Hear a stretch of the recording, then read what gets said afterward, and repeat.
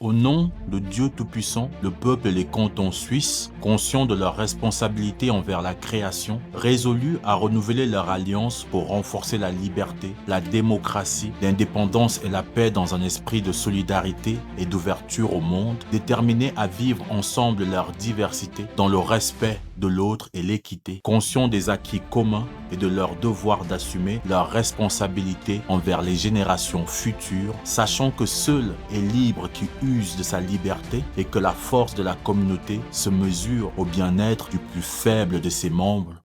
En Suisse, la Constitution fédérale et la loi sur l'égalité garantissent à tout le monde les mêmes droits, en théorie du moins. Un jour, j'aurai mon visa pour aller vivre en théorie. En attendant, qu'en est-il réellement de l'égalité en Suisse face à la précarité? Si je vous disais que deux personnes, toutes deux étrangères dans la même situation de précarité, ne prennent pas les mêmes risques en allant par exemple solliciter une aide sociale, que pour l'une, traverser une période difficile peut signifier tout perdre, y compris l'autorisation de vivre en Suisse, tandis que pour l'autre, c'est moins certain. Vous vous demandez peut-être ce qui engendre cette différenciation? Spoiler alerte, ce n'est pas leur comportement ou leur intégration. La première fois que j'ai pris conscience de cette forme d'hierarchisation, c'est lorsque j'ai commencé à travailler dans la grande précarité au sein de ce qui est communément appelé hébergement d'urgence. Mais j'ai tendance à vouloir enlever le mot urgence parce que des personnes y passent souvent des années. C'est à ce moment-là que j'ai observé que la nationalité et le titre de séjour sont des outils de catégorisation qui donnent plus ou moins accès à certains droits ou pas. Et cette hiérarchie est la résultante de multiples facteurs dont je m'en vais de ce pas vous parler. Accrochez-vous mes nakamas, nous pénétrons dans Rivers Mountain et ça risque de secouer.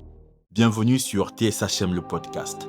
Vous êtes l'équipage du pirate au chapeau Carhartt, je suis Monsieur Monga et c'est un immense plaisir. Décidément, les chiffres sont à l'honneur dans cette nouvelle série. Ici, celui qui nous intéresse est le suivant. 2 313 217. C'est le nombre de personnes étrangères en Suisse à titre permanent. Et contrairement à ce que certains partis et personnes politiques veulent faire croire, il est important de préciser que 71,9% de l'immigration enregistrée provient de l'Union européenne. Avant de poursuivre, j'aimerais que nous définissions ce qu'est un étranger à travers deux points de vue, l'un sociologique et l'autre selon l'aspect légal de la Suisse. Le sociologue allemand Georges Simmel proposait en 1908 dans son œuvre Sociologie une réflexion pertinente. Pour lui, l'étranger n'est pas le passant qui arrive aujourd'hui et repart demain. L'étranger, c'est celui qui arrive aujourd'hui et reste demain. Il est simultanément proche et lointain, membre du groupe dans lequel il vit, mais perçu comme extérieur à ce groupe en raison de ses origines. Du point de vue légal, la Confédération suisse définit l'étranger comme toute personne qui ne possède pas la nationalité suisse, indépendamment de son lieu de naissance, de la durée de son séjour ou de son degré d'intégration dans la société helvétique. Ce qui est intéressant pour moi, c'est l'écart entre ces deux définitions. Simmel parle d'une relation sociale, d'une position dans un groupe, et je pense que nombreuses sont les personnes qui se sentent suisses sans pour autant détenir la nationalité et certains de ses avantages. Pour en revenir à l'immigration en Suisse, sur les terres de Guillaume Tell, plus de 7 immigrés sur 10 viennent de pays membres de l'Union européenne. Et comme je le laissais entendre au début de la vidéo, ce n'est pas un hasard. La Suisse a signé des accords bilatéraux avec l'Union européenne. L'un d'eux, l'accord sur la libre circulation des personnes, qui garantit aux ressortissants et ressortissantes des pays membres de l'Union européenne le droit de venir travailler et vivre en Suisse avec un minimum de formalités à remplir. En résumé, une personne possédant la nationalité d'un pays membre de l'Union européenne avec un contrat de travail de moins 12 mois ou même sans emploi, si elle prouve des moyens financiers suffisants, obtient un permis B valable 5 ans. Pour un ressortissant d'un État tiers, il s'agit également de définir ici ce que la Confédération helvétique entend par État tiers. Cette appellation désigne tout pays qui n'est pas membre de l'Union européenne ou de l'Association européenne de libre-échange. En préparant cet épisode, je me suis demandé pourquoi ces pays sont-ils majoritairement des pays du Sud global.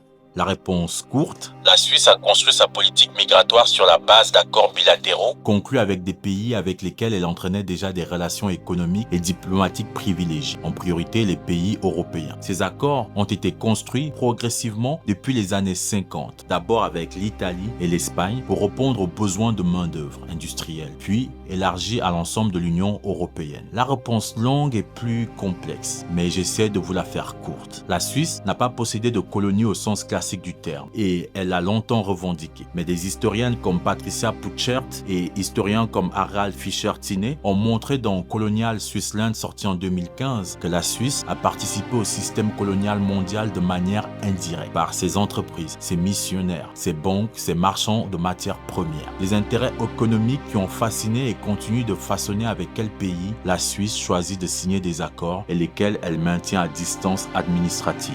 D'ailleurs, pour que les ressortissantes et ressortissants des États tiers parviennent jusqu'en Suisse par la voie légale, cela relève souvent d'une longue et coûteuse procédure pour l'obtention du visa. Procédure pensée jusqu'au moindre détail. Celles et ceux qui parviennent à obtenir le brevet sésame n'ont probablement pas conscience du fait que ce ne soit pas un hasard. Pour 2025 et 2026, la Suisse a maintenu le contingent annuel de travailleurs d'État tiers à 8500 unités, dont 4500 autorisations de séjour, permis B, et 4000 permis de courte durée, permis L. Ces permis, destinés à la main-d'œuvre qualifiée, sont repartis entre les cantons par la Confédération. L'article 21 de la loi fédérale sur les étrangers et l'immigration stipule clairement ceci. Un étranger ne peut être admis en vue de l'exercice d'une activité lucrative que s'il est démontré par l'employeur qu'aucun travailleur en Suisse, personne avec la nationalité suisse ou personne possédant un titre de séjour permanent avec autorisation de travail n'a pu être trouvé. Une fois cela prouvé, la priorité revient tout d'abord à une personne ressortissante de l'Union européenne ou de l'AELE. Puisqu'on parle de qui entre et qui n'entre pas, je veux vous parler d'une initiative populaire intitulée « Pas de Suisse à 10 millions » soumise au vote le 14 juin 2026. Son argument de surface, la démographie en Suisse croît trop rapidement.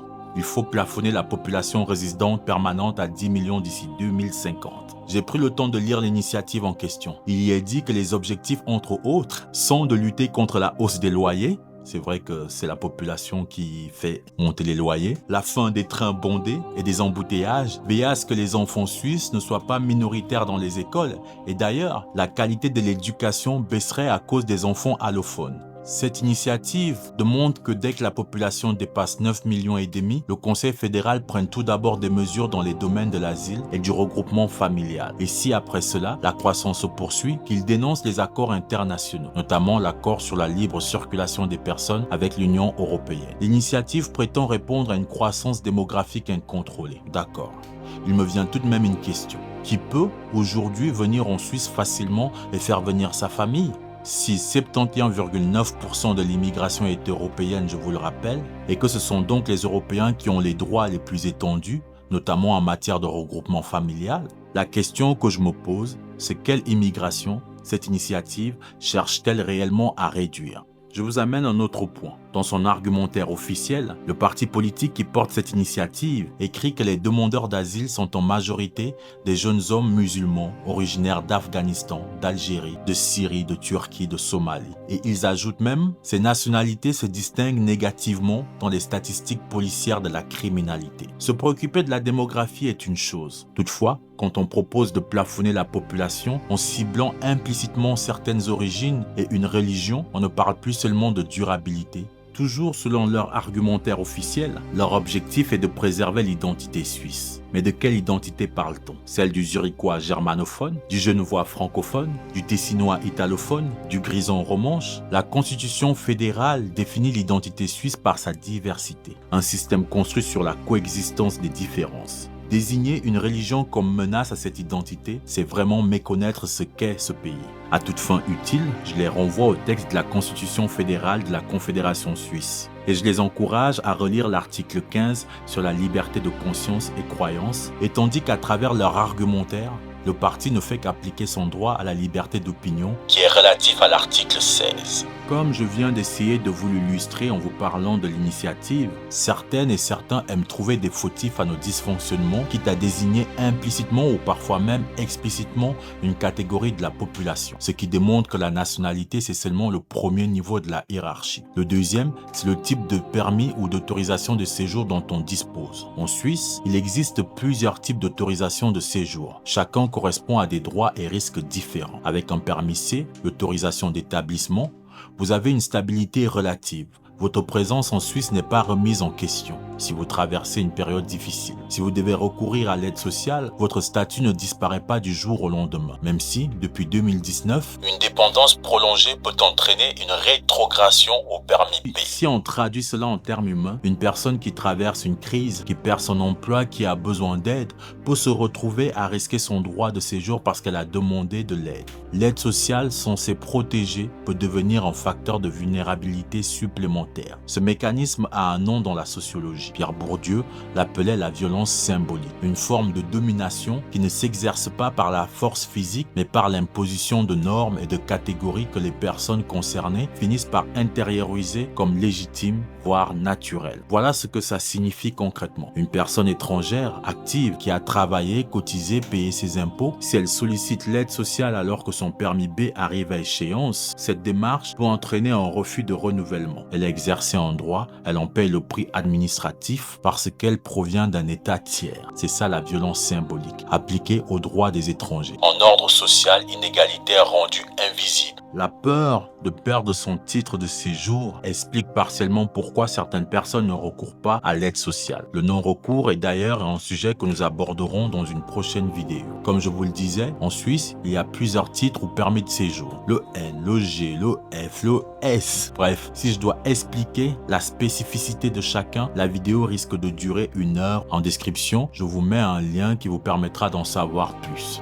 Le moment est venu d'aborder le niveau 3 de la hiérarchie. Celui-ci est symbolisé par les diplômes. Tout d'abord, j'adresse un message aux influx voleurs qui vendent des formations en ligne aux personnes qui souhaitent s'installer en Suisse et décrocher un bon salaire. Lorsque vous vantez les salaires suisses, n'oubliez pas d'évoquer le coût de la vie, les loyers exorbitants, les primes maladie qui augmentent chaque année, mais surtout la difficulté de trouver du travail. Chaque être humain a le droit à une vie décente. Cependant, les hébergements d'urgence en Suisse sont saturés de personnes et parmi elles, nombreuses sont celles venues d'Europe pour trouver du travail. Mais hélas, aujourd'hui, elles sont dans la précarité, ce qui me fend le cœur. Ce que vous nous dites pas, c'est qu'en Suisse, travailler à 100% ne suffit pas toujours à vivre confortablement. Selon le monitoring national de la pauvreté de l'Office fédéral de la statistique, les personnes sans diplôme post-obligatoire figurent parmi les groupes les plus exposés à la pauvreté, même en travaillant à plein temps. Si je vous parle des hébergements d'urgence, c'est parce que j'y ai travaillé pendant un moment et aussi parce que c'est un sujet qui m'intéresse. Selon l'étude nationale sur le sans-abrisme réalisée par la FHNW sur mandat de l'Office fédéral du logement en 2022, 73% des personnes sans abri en Suisse ne sont pas de nationalité suisse. Et parmi elles, des trajectoires migratoires en provenance d'Europe, des personnes venues travailler et qui n'avaient pas imaginé à quel point la Suisse est exigeante. Cela dit, parlons de ce qui se passe quand 2 personnes avec le même niveau de formation se présentent devant le même système. La première vient d'un pays de l'Union européenne et s'adresse au CEFRI, le secrétariat d'État à la formation, à la recherche et à l'innovation, pour faire reconnaître son diplôme. La seconde vient d'un État tiers. Elle s'adresse aussi au CEFRI, mais la procédure est différente.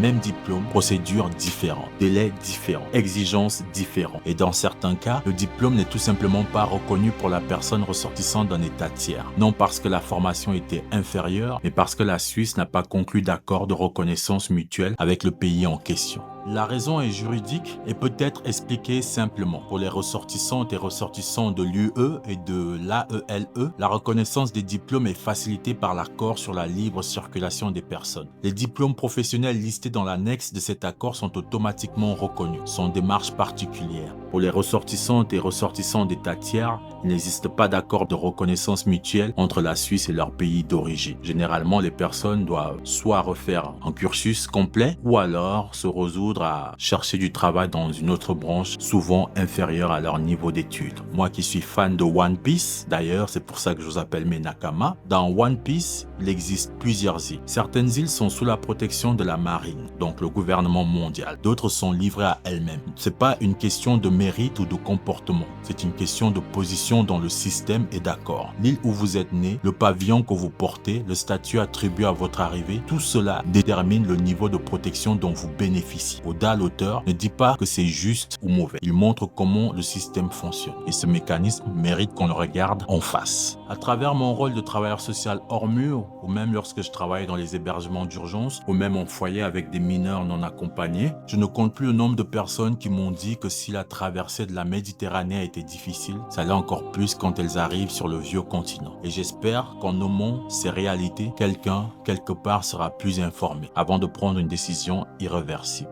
La situation suivante est fictive, mais en réalité, elle est inspirée de cas que j'ai pu rencontrer sur mes terrains professionnels. Marco arrive d'Italie. Il a 32 ans. Il est peu qualifié. Il a entendu parler de la Suisse comme d'un Eldorado. Les salaires, la qualité de vie, il arrive avec des yeux pleins d'espoir et peu de ressources. Il se retrouve dans nos dispositifs d'urgence. Marco peut aussi perdre son permis B s'il perd son emploi. Mais la loi lui accorde 6 mois pour chercher du travail tout en maintenant son droit de séjour. Et s'il ne trouve rien, il rentre en Italie et il peut revenir. Le droit à la libre circulation ne lui est pas retiré. Dans le même dortoir que Marco, il y a Modou. Il est originaire du Mali. Il est détenteur d'un permis B d'état tiers, valable 1 année. Il a un emploi, mais il traverse une période difficile. Une rupture, une perte de revenus temporaire. Lui aussi arrive dans nos dispositifs. Sauf que Modou n'a pas de filet équivalent. Si son permis n'est pas renouvelé, il ne peut pas simplement rentrer au Mali et revenir avec un nouveau contrat. Les contingents pour les permis B qui permettent de travailler sont limités à 4500 autorisations par an, comme je vous le disais en amont. Sa place ici n'est donc pas garantie. Et sans statut régulier, le risque c'est l'errance. Devenir sans papier, sans droit, sans accès aux soins, sans rien. Même précarité visible, conséquences radicalement asymétriques. Sur le terrain, nous devons être conscients et conscients de cette réalité d'hierarchisation. C'est pour ça que sur le terrain, j'ai souvent dit à mes collègues, nous jouons contre la montre avec certaines personnes. Hélas, oui,